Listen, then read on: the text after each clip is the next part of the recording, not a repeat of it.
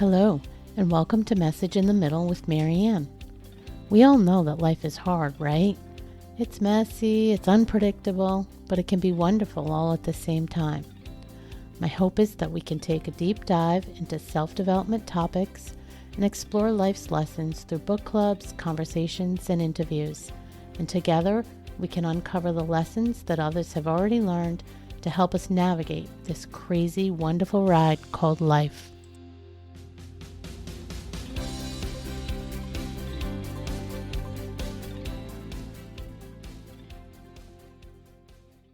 Hello and welcome to Message in the Middle with Marianne, and today I have Tracy Hannigan, a sleep therapist working out of the UK, but interestingly enough, she has roots in New England, New Hampshire to be exact, which is only a few hours from me. Fortunately though, with location being less relevant these days and tools like Zoom, Tracy can help people around the world reclaim great sleep using evidence-based techniques and a no-nonsense supportive approach to dealing with insomnia. Tracy, thank you for joining me today. Thank you very much for having me. I've been really excited about this conversation. Me too. It's a topic that many of us talk about and struggle with, to be honest. And that's actually where I wanted to start, is based on your experience working in this field. Why do you think so many of us struggle with sleep? I think for a few reasons. One, life is just a lot more anxious and stressful, especially in the last few years. We've all been through quite a lot, and that's tapped our sense of vulnerability, and that's shown up in a lot of different ways. So just collectively, we're all kind of going through / coming out of a difficult and challenging time. So I think that makes people more prone to having sleeping difficulties as it is. Also, developments in technology, I think, have actually fueled part of the problem, not helped by social media for sure, but we have the ability with our big human brains and our interest in science and optimizing our health, which is not necessarily a negative, but it can have its negative side. We're tracking everything. We've got watches that will tell us what's going to happen in 15 days. The technology has come a long way, and people are paying a lot of attention to things that are actually, when it comes to sleep, it's better off we don't actually do that. So for a variety of reasons. One, apps and things, they are not accurate. The second reason is most people wouldn't know what to do with that information and make it effective and useful. So it serves as a place for us to anchor even more anxiety. Combine that with sound bites from social media saying all these terrible things are going to happen to you.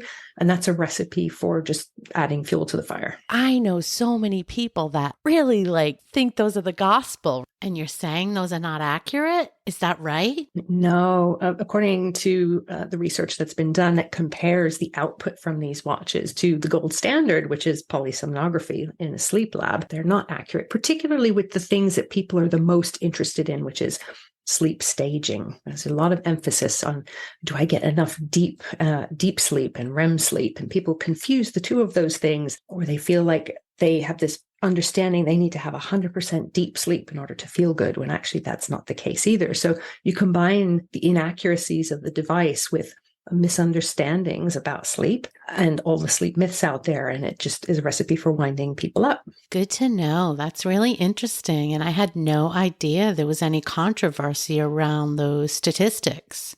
Let's talk a little bit about the work you do and set sort of a baseline for people around some of the techniques. Yeah. I think there's two techniques that you use. Can you talk to us a little bit about what those look like and kind of how they play out? Yeah. There's a lot of different interventions available out there for people who have insomnia. And if we want to look at the evidence of what actually works and what sticks over the long term, it's not the things that people tend to get given if they go to the doctor to have medication, for example. The first line interventions that are recommended by all the sleep associations, all the medical associations, are cognitive behavioral therapy for insomnia, number one, which has over 30 years of an evidence base behind it.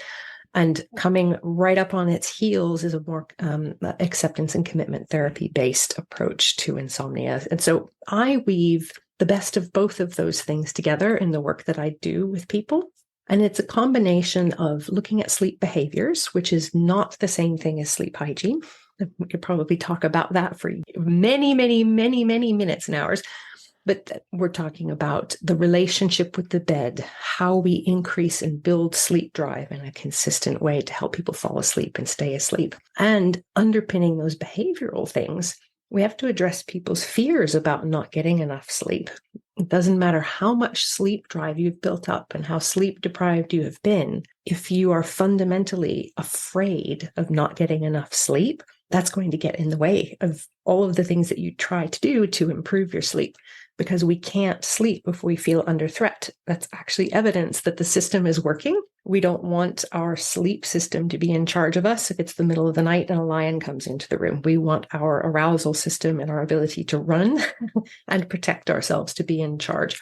So if we respond to lack of sleep in the same way that we would respond to a tiger coming in the room or a lion or a bear chasing us up a tree, it's normal for us to not sleep. So as long as we are really afraid of not getting enough sleep, it's going to be difficult for sleep to return. So working on tilting the biology at the same time we work on the mental and emotional side is really important. And some people benefit from looking at the behavioral pieces first. Some people, if they have a lot of anxiety around sleep, it's best to approach things, from my point of view, from looking at more of that emotional component. Because if people are really afraid, it's going to be hard for them to adapt some of these behaviors, because they're often habitual behaviors that we're talking about. I would bet that some of that being afraid of not getting enough sleep is actually at the subconscious level. I know that there's been periods of times where, if you wake up in the middle of the night, everybody's done this, and you look at the alarm clock and you're like, oh, I only got 2 hours to sleep, and you can't get back to sleep, and you're counting down basically that little window of time you have. That's one thing. But I think what I'm hearing is something more systemic, where people are really anxious about, am I going to get enough sleep tonight? Is it going to be good enough sleep? Mm. And so how do you advise people to sort of start moving away from that? Is there anything easy that you can give a tip on that? Or is it more complex than that? So it's simple, but it's not easy. In the long run, the approaches that help people in the beginning can help people sleep better, but to develop resilient sleep in the long term, you have to move from trying to control sleep to just letting it be. And it's very difficult for us humans to do that. To let anything be, yes. Exactly, because our brain kicks in. When we feel under threat, our brain kicks in. It's a problem solver. Okay, what am I going to do? I'm going to try this, and I'm going to try this, and I'm going to develop this spreadsheet of all these sleep hygiene things I'm going to do, and they have to be done in a certain order. Ooh, if that didn't work, maybe I have to change the order. Our brain is really good at driving us up a tree with that sort of thing. But eventually moving to a place where somebody has resilient sleep so they can roll with the waves of stress in life and not view the sleeplessness as a big deal, that is the leap that gives people peace in the end with their sleep, no matter how it is. Obviously, we want to have as good a sleep as we can. But again, as long as we remain afraid of it, and how can we remain neutral about sleep? That's a very, very individual process. So I wish that there was a little nugget in there. It depends on what the person's afraid of. So for example, if somebody is afraid that they're not getting 8 hours of sleep because they saw a meme or a headline somewhere that said you're more at risk of having strokes if you don't get 8 hours of sleep every night, and that becomes their motivator because they're afraid of health outcomes, it's important to really step back and say, well, where does this information come from? If it comes from epidemiological data, you're just comparing lots of groups of people together. You can't say that not having 8 hours causes people to have cardiovascular consequences. It's actually obstructive sleep apnea, not insomnia, that is more prone to creating that kind of cardiovascular outcome that people are often afraid of. And people who have sleep apnea, they can sleep for 8 hours. So it's not the number of hours.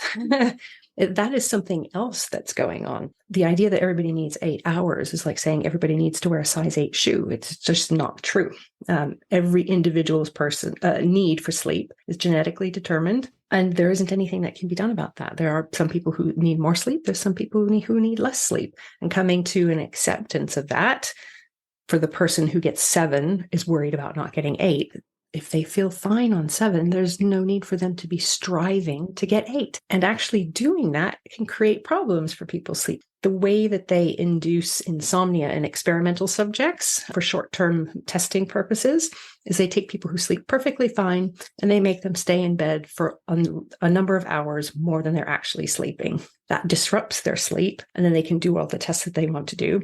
And then they reverse that process by only allowing them to stay in bed for the amount of sleep that they can actually generate. And voila, their sleep solidifies, becomes deeper, becomes more refreshing, and they are sorted out. So the behaviors that people engage in because of these fears, like I'm not getting 8 hours, so I'm going to lay here in bed and hope that I get a few extra minutes so I get closer to 8, is only going to create more problems for people's sleep. So what you just said made me think of, I've heard that if you're not sleeping, you can't fall asleep, get out of bed. And similarly, don't hang out in bed to watch TV and do other things. And it sounds like the studies actually would support that based on what you just said. You didn't say that, but alluded to it, right? Absolutely. The time in bed extension is what they call spending lots of time in bed when you're not sleeping. And what happens is your sleep then becomes spread out over that much longer period of time. And so what does this look like? If you close your eyes and visualize rolling out a pizza dough, and you have an 8-inch blobs worth of pizza dough, and you've got an 8-inch pizza stone, right? You're going to have a nice, even, thick crust that you can put lots of things on. It's a great analogy for sleep. But it's a good foundation for all the things you want to put on top of it, just like sleep is for life. If you take that, maybe that blob of pizza dough is only 5 inches worth. It's a personal pizza size. And you try to stretch it out and roll it out onto an 8-inch pizza stone, what's going to happen? It's going to get thin. It's going to get full of holes. It's going to smear off on the edges. And the way this looks for sleep, if somebody's able to sleep 6 hours, but they're spending 9 hours in bed, is they start having difficulty falling asleep, staying asleep, waking up early. Pizza crust analogy is a really, really good one. So yeah, avoiding excessive time in bed awake is really, really important for good sleep health. Good analogy for sure, to be able to visualize it. I want to touch on something you said when we did our connection call, and you were talking a little bit about flipping the script on the way people think about things in the morning when they get up. Mm-hmm. Talk to me a little bit about that, because that was sort of an epiphany for me. So I want to share that with everybody. Yeah. So it's dual pronged. The sleep cycle biologically, most people think, well, the sleep cycle starts when I go to sleep, but it actually starts when you wake up, not just from a biological point of view, but from a mental point of view and a mindset point of view. The way we live our days really strongly affects our nights. And it's easy to see that if you have a period of stress and you're really stressed out during the day and you have difficulty sleeping at night. But often people forget that it goes the other way as well. If you have a really difficult night sleeping, you put your feet on the ground in the morning and you can decide to some extent or another in advance whether you're going to have a terrible day or a slightly better day. If you put your feet on the ground and you say, wow, my device is telling me I only got 5 hours. Today's going to be a disaster. Everything's going to go wrong and I'm going to have arguments and I'm not going to be able to concentrate. You're much more likely to have a poor day than if you put your feet on the ground and you say, wow, last night was really rough, but I'm going to show up to the best of my ability. I am going to pick 3 things I'm going to be grateful for. I'm excited to go do this, and to focus on that instead of focusing on the fatigue allows you to have a less stressed day, allows you to have more physical activity. All of that sets you up better for a better night's sleep the following night. We often feel victim. We perceive that insomnia is happening to us without realizing that we can be feeding the problem. And a lot of times our mindset, whether it is deciding whether we're going to be a victim of the poor sleep, or we're going to say, okay, this has been really rough, but I'm going to create the day that I want to create to the best of my ability, really helps with that shift. And it takes practice. And sometimes it takes support, especially if people haven't been sleeping well for a long time. Definitely not trying to, pour toxic positivity on the situation, right? Because it is really difficult and I've been there myself, but you can set yourself up to have a better day than you would otherwise, is probably a good way of putting it, by practicing working on a different kind of mindset and a different relationship with sleeplessness. I think it ties into so many things that we say mindset can help with, but having that mindset of abundance versus lack, I think that's where the epiphany came in for me, waking up and immediately saying, I didn't get enough sleep. I wish I got more sleep. And really focusing on the negative, the lack of versus the abundance. What am I grateful for? I have another day. I'm going to do this. I'm going to do that. You have so much in your day to look forward to. Forget that lack of sleep and switching that, flipping that script. That was really the epiphany for me, because I think we tend to default to the opposite. We do. We tend to default to a place of kind of taking things for granted. Mm-hmm. You just put it really, really well. Instead of spending a lot of time and energy focusing on what you didn't get the night before, recognizing that a lot of people didn't wake up today. Yeah. They didn't get to put their feet on the floor. It sounds really dramatic. But if anybody has experienced a bereavement, they have probably had that kind of acute recognition that things can just stop. Yeah. It sounds really morbid, but it's not intended to be morbid. It's intended to help you see that it is really a matter of how you're seeing it, and you have the ability to influence what you believe will happen with your day. And it just takes practice. Yeah, practice. Absolutely.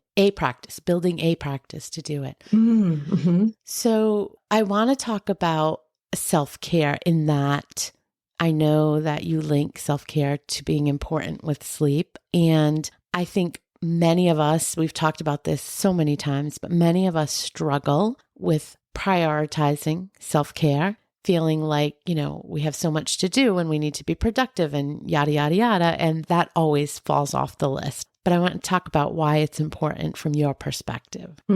I think practicing prioritizing ourselves helps with stress management. And it's interesting because it does circle around to the mindset in the morning and how we spend our day. If we spend our day firefighting, essentially, and being pulled to and fro by all of the things outside of us, we feel too drained to do anything for ourselves. It feels like just another thing that we have to do. I have to do self-care. Yeah. Rather than I get to do something for myself. I know that my morning, quote unquote, routine used to be dreadful.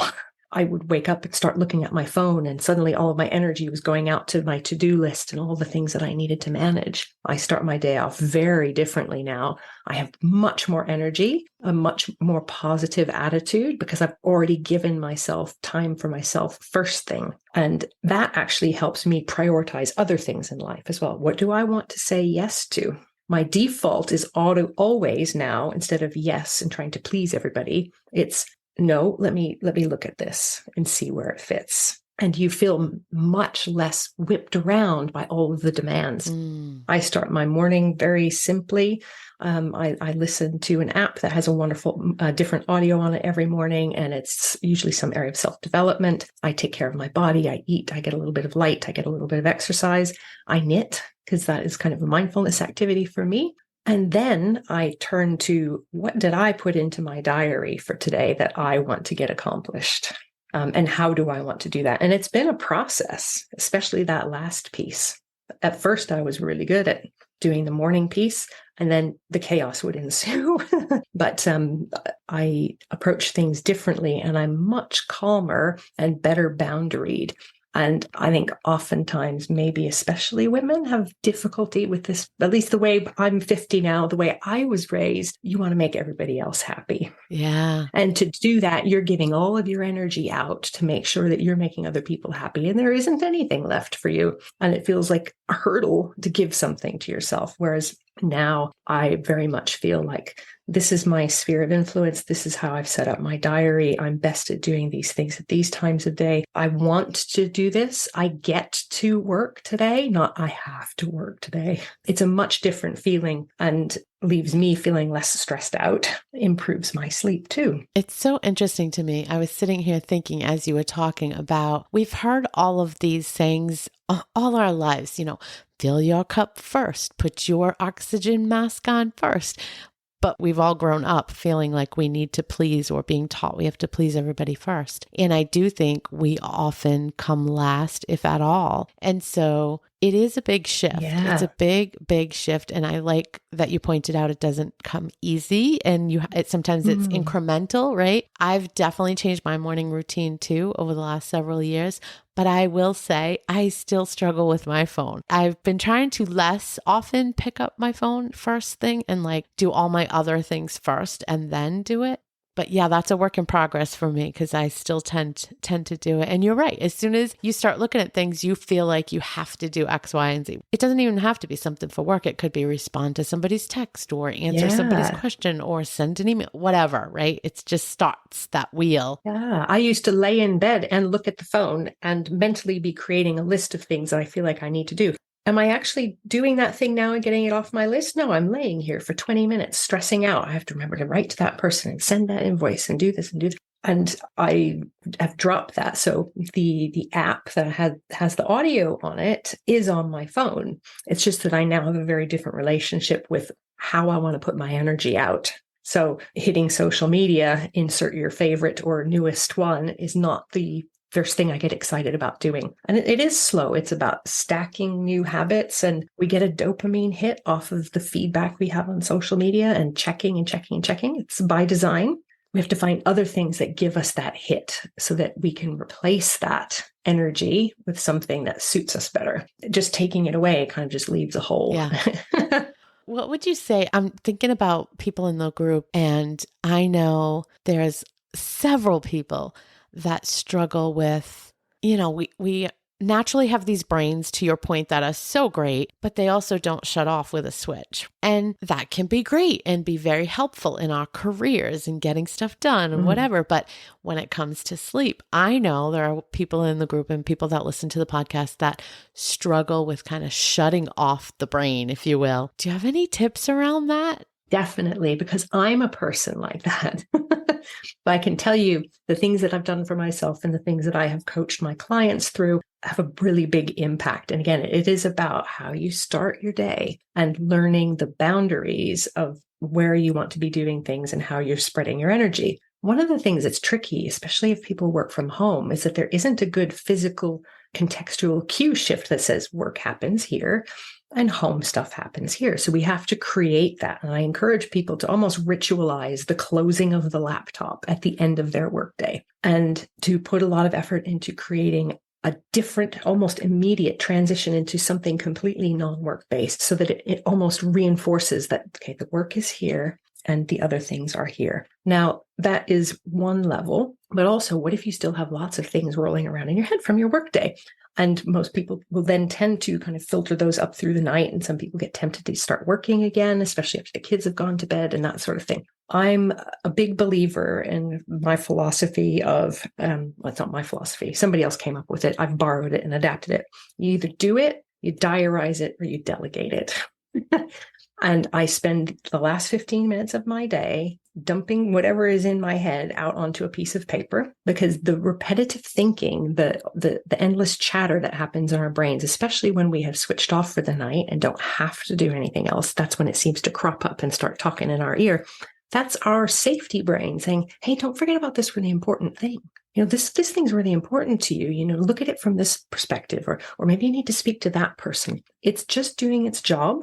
So we have to have compassion. This is just our brain trying to do us a favor, but we can encourage it to do us a favor earlier in the day by giving it an outlet, putting things down on paper, either doing the thing, putting it in the diary at a time you want to do it. I prefer diarizing things instead of creating to-do lists, because the to-do list is simply a reflection of what's going on in my brain. But making a list is probably better than doing nothing. But if you get it out of your head and you physically put it on a piece of paper, you're reassuring that safety brain, saying, hey, I'm listening to you. I hear you. It's all right. You don't need to yell so loud, and you don't need to do it at 2 a.m. because look, I've got a plan. See, I put it in there for Tuesday next week. It's all sorted. And repeatedly practicing that allows us to say, all right, brain, this is when you're allowed to do this. This is when I'm not going to indulge this. So having a brain dump and a strong demarcation into a period where we're focusing exclusively on non-work things, on non-stimulating things, is a great way to kind of transition into the evening. Sometimes things will still come up, and they despite the fact that I've got this part down now, I still have things that come to me in the middle of the night. I write them down. I don't even need to read the piece of paper that I've written them down on, because I've got terrible handwriting even in broad daylight. But my brain knows that I've now got it under control because I've trained it. I've trained it. It's trained me. We have this relationship now. I put it down. That means it's sorted. Don't worry about it. And my brain shuts up. And that helps me get rid of anything that might crop up in the middle of the night in terms of racing thinking and plans and the busy brain that won't shut off. But it really does come back to starting in the morning. Where are your boundaries? How are you planning to use your energy, and where are you going to give it? And how are you going to make decisions on where to give it? And slowly, slowly, slowly over time, it becomes easier for you to prioritize yourself. I love the perspective of writing it down. Trying to kind of do that dump before you go to bed, but then if something comes up, writing it down, because you're right. It really is your brain doing its job. And I'm just thinking about when I have that situation, and it really is. It's like, don't forget to do this. Don't forget to, right? It's mostly that I'm thinking about, or things that I should tackle in a certain way. So I am curious now, thinking about it, if that will help. It can help when that's a problem for people. Yeah. Thank you for sharing that. You've alluded several times to things that you've overcome or you've changed in your life. So, and I didn't touch on it at the beginning purposefully, but can you share a little bit of your story about how you got so passionate about sleep? Like, where did this come into your life? So I have experience on both sides of the coin. I've had 2 very long bouts of insomnia in the past. One was after the death of my first husband. One was much later, just during a stressful, sort of tumultuous time. And so I know the feeling of it changed in various ways. I know those feelings of like staring at the ceiling and feeling that desperation and having the sandpaper eyeballs in the morning. And just the fatigue. It feels like there's something just sitting on you, weighing you down all day. I've been there and I've felt those things. And I felt the desperation to try this and try that and try this and try that. Now, my second bout was in my early 30s. The internet was around. The first bout, it wasn't even the internet. The internet has almost made things worse because now we can see what everybody else is doing. It gives us more things to try, which can then keep us on the hamster wheel. And I think having come through both of those bouts in different ways, I look back and I see how much that the availability of information, again, it's like the devices and the apps. We don't know what to do with that information. Even if it's good information, we don't necessarily know the best way to kind of apply it to ourselves, or even if it's relevant to our specific situation, which then leads to a lot of people feeling that they're broken. Because all of these things are supposed to work and it's not working for me. It must be broken. And I felt really just broken. And through various twists and turns, I did some sleep training, but came to train specifically in these evidence-based approaches. And now I've been doing this for a number of years and seeing it from the other side of the coin, and kind of with my coaching hat on, saying, okay, these are the things that work. How can I help set people up for success using the things that work so that they can get where they want to be? And not in terms of numbers of hours again, although usually that becomes discovered, but to help people drop that sleep anxiety. Because sometimes people get to the point where they're like, the sleep anxiety is actually worse than not sleeping. Yeah, worrying about it. Yeah, because it consumes people's days, especially now, again, with the internet and the ability to spend all day Googling all of the options and how everything works. It is actually allowed us to feed the fire. And again, I think that is one reason why more and more people have insomnia. What surprises you the most with working with all these people that you work with? I mean, what do you see or what do you hear that is sort of a pattern that surprises you? I think the thing that I like to see, and when people come through this process, is when that light bulb goes on. And because I've had that light bulb on for so long, sometimes I am surprised and I forget from my own experience how deflated people can feel. And the thing that can be surprising to me is the speed at which somebody can go from feeling broken to understanding that actually this is actually how it works. And just understanding that being sleepless right now is not unexpected. It doesn't mean it's pleasant, but it isn't necessarily something to be feared. When that light bulb goes on, it is a beautiful thing. It's like suddenly the flower has bloomed. It's really, really, really nice, because that's the beginning of that long-term sleep resilience. I haven't had what I would call insomnia in many, many, many, many years. But that doesn't mean that life's not going to throw me curveballs and disrupt my sleep. I had 2 bereavements in October, very close bereavements. My sleep was a mess. The difference between where I was before and where I am now is that I knew my sleep would return to normal. And yes, it was miserable, but I didn't fear it because I understood how it worked. And eventually my sleep returned to normal. You didn't get caught up in it. You let it, like you said, you let it ride, and then you knew it would return to normal. Yeah, it's sort of understanding this is normal, even though it's gone on for a long time, even though it's uncomfortable. Yeah. Don't have to fight it. It's the difference between pain and suffering. You can experience a pain, and then you can layer lots of suffering and angst on top of it. Most people have had experiences where they look back and they go, I made that a lot worse than it was. Yes. It's like, yes, they broke up with me, but I sat there texting them like 47 times a day for 3 months. That's where a lot of the misery came from. I guess I'm surprised at how much of this really feels to me like it is really mindset work. Yeah, you're shaking your head for those that can't see. But I mean, and maybe that's a small light bulb, but it really is. Everything you say leads back to a shift in perspective and handling, how you set those boundaries, how you control your day, but all based around your thought process. So it seems to me much more cognitive. I guess I'm surprised by that. And it's borne out in the evidence as well. So the CBTI based work, if you take it at its purest, it comes across as a way of trying to control sleep because you set strict sleep windows and you do all these sorts of things that actually scare people off from trying it. It doesn't have to be that way. Anybody who's done any looking around on the interwebs, it doesn't have to be that way. But the reason why things like mindfulness, gratitude practices, and acceptance and commitment therapy all also are building a huge body of evidence is because that is really where it is. Even people who can't, because they have a health condition, they have some contraindication to doing some of the behavioral pieces, like from CBTI, the things that tend to scare people, even though they can't do those, working on how people think about sleep, learning how to drop the fear of not sleeping helps people reclaim their sleep. So interesting. When somebody works with you, what does that typically look like? Just to give people an idea, is that, a 2-month commitment, a 5-year commitment? What does that typically look like? It's really very variable. So people will have either a difficulty falling asleep, staying asleep, or waking up early. So those are the 3 different types of insomnia. And some are more responsive than others.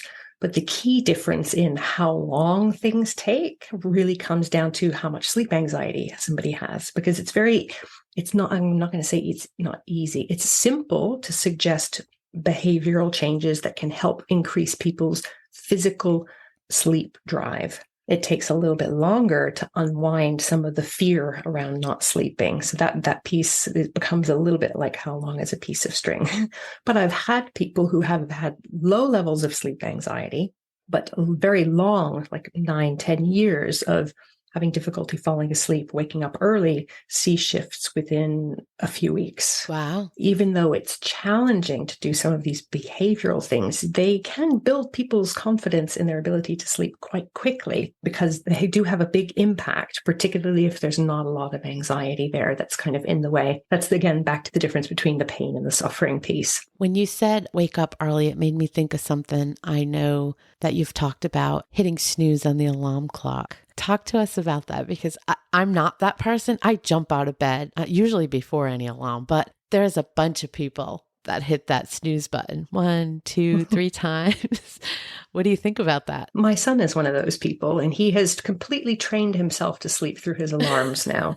Because if we don't actually respond like it's important, the brain will begin to tune it out and we'll be in even deeper sleep. In subsequent day, we'll be 3 months down the road, that first alarm goes off. We don't even remember turning it off because we're still half asleep. But that's one risk. But the impact on our sleep that this has is that we aren't getting up and starting our day in a consistent way and at a consistent time. That isn't as huge a deal if you don't have sleeping difficulties. But if you do have sleeping difficulties and you've had a difficult night and you decide to try to sleep in for 3 hours in the morning, you're setting yourself up for problems in the long term. Starting your day consistently allows you to build up a consistent amount of sleep drive that can help retrain the body to sleep at appropriate times. Doing things like going to bed early, but particularly sleeping in late to try to make up for lost sleep can mess with our circadian rhythm, which is when does our alert brain turn off so that sleep drive can perform its function, which is to help us get sleepy. And it reduces how physically active we are during the day because we're spending a chunk of it laying down, even if we're not actually asleep. But if we're dozing, we're taking dents out of that sleep drive. So it has a cumulative knock-on effect on people's sleep. So it becomes harder to fall asleep and to stay asleep, which then, of course, fuels the fear. Oh my goodness, I really had a bad night last night. I really need to sleep in this morning. And then people hit the snooze, even if they have to get up, they hit the snooze button and on it goes. It becomes a bit of a vicious circle from the biological side. So if you don't have issues with sleep, you have to be aware that hitting that snooze button, you can be training yourself to sleep through your alarm. If that alarm is set for a reason, have it go off and get out of bed. And you can do things like set the alarm clock outside of the room. So you can't just roll over. Create an obstacle course. If you have a dream of working out in the morning, put your workout clothes right there with your alarm clock in the hallway. Setting up these cues can help you. Instead of on the phone under the pillow, where it's easy to just bash it and turn it off, create an obstacle that gets you up and moving. Yeah. That can be really helpful. But yeah, those are the two main reasons I always suggest to people do not use the snooze button. I know some people that have had really struggled. There was this one guy that used to work for me and he really struggled. He'd set multiple alarms. He finally bought this alarm clock that you can't shut off. There was some mechanism in that. It was impossible. You had to do some crazy stuff to get it off. But yeah, some people really struggle with that morning routine. And some people have a different circadian rhythm, right? And 9 to 5 life does not suit their biology. It gets classed as a circadian rhythm disorder. But the only reason why night owls, or actually early birds as well, the only reason why people might think that is quote unquote not normal is simply because we are fewer than everybody else. Everybody else's chronotype, which is called the chronotype, when their circadian rhythm switches on and off, sets them up for life in a society that has been created around the bulk of people. There have always been early birds and there's always been night owls. I'm an early bird. Most teenagers are night owls for a period of their life. My son is 18. If I said you need to go to bed and fall asleep at 10 o'clock, he physically wouldn't be able to do it. And that's normal for him. But some adults retain that chronotype and they very often successfully become entrepreneurs. You will probably not find them willingly and delightfully sitting in a chemistry class at 8 a.m. That is so interesting because now that, I think about that person, he was a night owl and we ended up letting him work a much later shift in the day. He would come in late in the morning, 11 o'clock. And that worked really well for him. But I guess what I'm wondering is, can you change that? Or if somebody is naturally a night owl or naturally an early bird, is there a way to flip that? There are natural early birds and natural night owls, and there are trained early birds and trained night owls. If you are naturally so inclined to be a night owl or an early bird, you can shift that, but it requires constant management and attention and ideally medical intervention to make it possible. Wow. So that goes kind of way beyond my scope, and it's very difficult to do anyway, and in a way that makes people happy. Those who are kind of in the middle of the pack in terms of the bell curve of the chronotypes, if they need to be able to shift a little bit earlier or a little bit later, that's a little bit easier. And that can be done with light, different kinds of stimuli, exposure to food at certain times. There are ways you can shift that. It's kind of like managing jet lag a little bit. It's like creating social jet lag so that their body kind of adapts a little bit to and we're just talking small shifts. So my son works from 1 to 10 and he gets home at 10, eats dinner around 11. So his nighttime after work is a big chunk of time that I'm sleeping. It's not abnormal. And it's so funny because there's a huge stigma around people who are night owls in particular. This whole, 5 a.m. club thing. And that's when you're successful. No, you're going to be successful when you take advantage and leverage your biology and work with it. For him, it's very successful. He sleeps until about noon and then he eats breakfast and goes to work, just like most of us would do that, just at a different time. Yeah, that's so important. I'm glad you brought that up because we literally just a couple cycles ago, we have a book club and read 5 a.m. Club. And, it says it in the book, but I think most people miss it because of the title and because of all the marketing around it. But, I continue to reinforce it's the principles. Mm-hmm. Do the consistent habits that are being talked about. It doesn't really matter if it's at 5 a.m. It's what works for you? How do you start your day? Give yourself that hour in the morning. Do your learning, do your quiet time, do your exercise.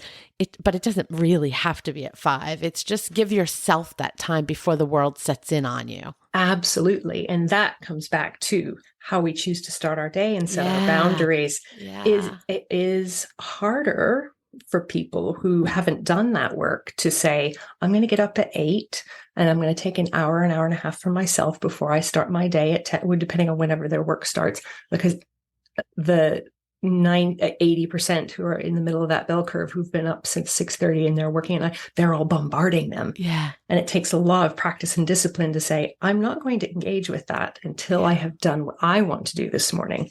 So if you start your day at 5 a.m., it's easier because most of the rest of the world isn't awake for another couple of hours. Yeah. It's just, it's easier if you're able to do that, but it doesn't have anything to do with the actual time of day. Right.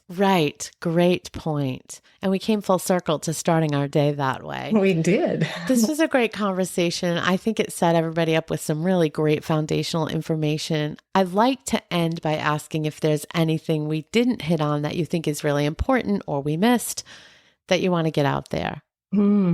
I think that an important message for people to take away is that not all sleeping difficulties are the same. If you are having difficulty sleeping and you have that tired and wired feeling, you got racing mind, you have difficulty napping, you're more likely to be in the insomnia camp. It's always important to get a diagnosis, though, because there are other things that can mimic insomnia. If you're somebody who has unrestored sleep and you're falling asleep all day long behind the wheel of, hopefully not behind the wheel of a car, but as a passenger in the car, sitting quietly after lunch, you fall asleep in less than 5 minutes, you just wake up feeling like you haven't slept, you really, really need to speak to a medical practitioner to be assessed for other kinds of sleeping disorders, because the biggest difference between insomnia and those other kinds of sleeping disorders is how sleepy people feel. People with insomnia have difficulty sleeping. People with other sleep disorders tend to be really, really sleepy. And it's very important to get those looked at because there's some very common ones that can be easily treated. And those more common ones do have health consequences associated with them. So if you're having difficulty sleeping, the take-home message is get assessed to make sure you know what it is before seeking out treatment. And if you see any kind of qualified practitioner for insomnia, they will screen you to be sure that you don't need referral elsewhere. So get your information from reputable sources, get yourself diagnosed, and work on the mindset around the sleeping difficulty, because that's where the long-term answer really is. Thank you so much for sharing your knowledge with us. Thank you so much for having me. Thank you for listening to this episode of Message in the Middle with Marianne. If you enjoyed the podcast, please take a minute to share it and write a review, as it helps bring new listeners to our audience. If you'd like to keep the conversation going between episodes, please join us at Facebook group Message in the Middle with Marianne.